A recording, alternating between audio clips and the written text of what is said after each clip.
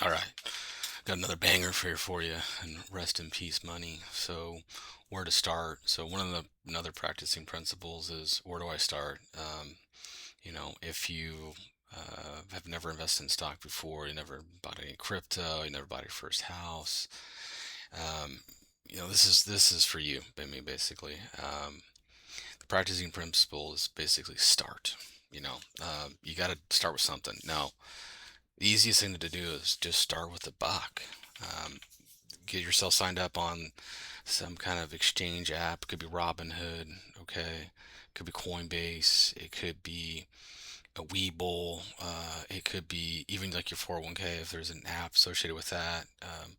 There's all kinds of different platforms that you might have. Like Fidelity might have an app.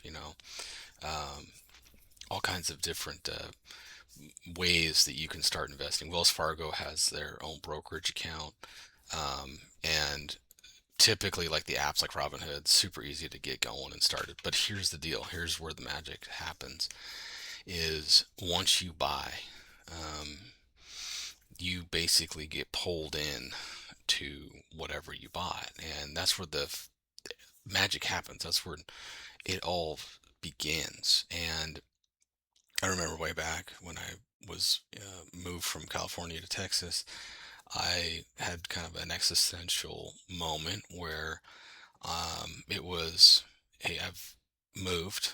Um, I did start. I started something, um, and even though it was basically kind of halfway through my life, um, or short or excuse me, uh, late in the game, I moved, and it really kind of hit me. I was like, hey, I got to start making some additional moves.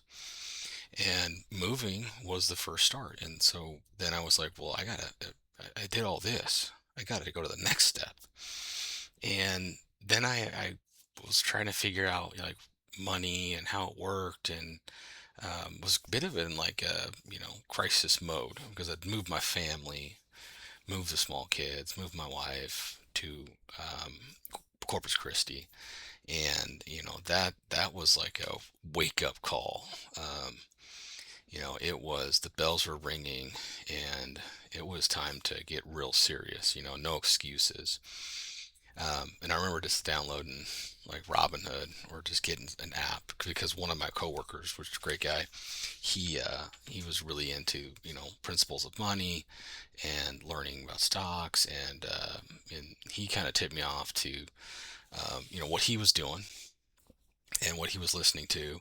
And he spent a lot of time on the road, just like myself, but he was 100% on the road for many, many years, and he found basically solace in researching financial advice and listening to folks and reading books and everything. And so I basically just learned from him where to go, and that's where it kind of just like kind of waterfall effect happened, watershed moment. But once you buy the first stock or cryptocurrency or whatever it is, what ends up happening next is truly, you know, where you start to learn. Even if it's a dollar, it could be $10. You're like, well, why did I do that? Even a dollar will bother you. $10 bothered me. $100 bothered me. And I had decided, I'm like, okay, well, I'm gonna invest, $100 a week, or a couple $100 a month, and I was like, well, where am I going to invest it? And then I started competing with myself and thinking like, well, is this the best place for it? And I started off with some stocks, and in my journey, I was listening to Dave Ramsey like religiously, trying to figure out like, hey, this guy had it figured out. He was old and wise and very confident in what he was saying and preaching.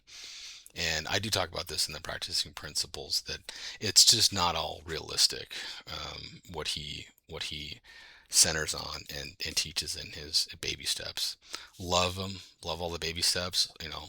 I think they're all great in ideals and principles, but sometimes it's just it's not going to be to your advantage, and it's not really going to work for you. So you got to kind of pick and choose or partially choose for that matter. So what I did was just pick some stocks, and the stocks just didn't really do much.